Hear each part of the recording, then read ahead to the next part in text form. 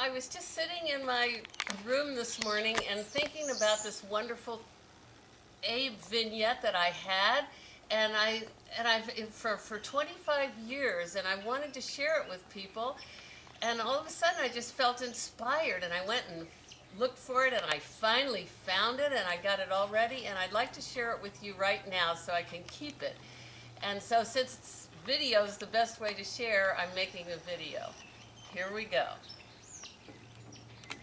Oh, good. Yes, right next.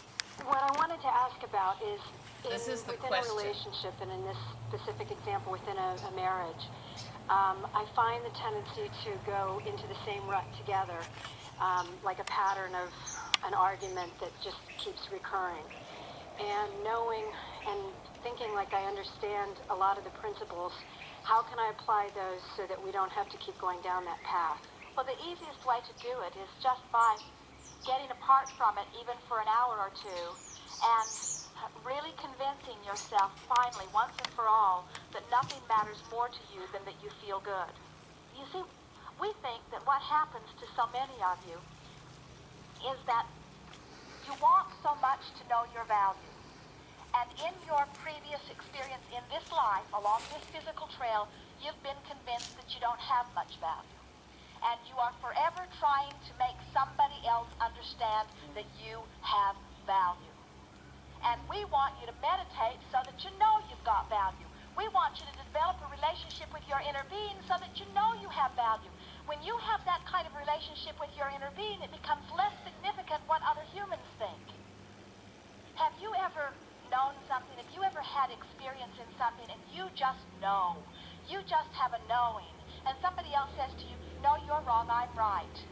But your knowing is so complete that it doesn't even bother you to say, you might be or you probably are. Because what they think doesn't have anything to do with you. There's no contest. There's nobody keeping score. In other words, what it comes down to is, what am I doing with my energy now? What am I doing with my energy now? Blame, guilt, or appreciation. Blame, guilt, or appreciation. Blame, guilt, or appreciation.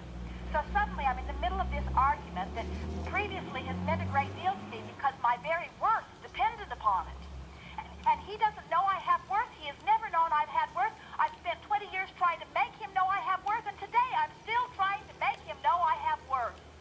He's not going to get it today. I'm wasting my energy. I'm squandering my connection.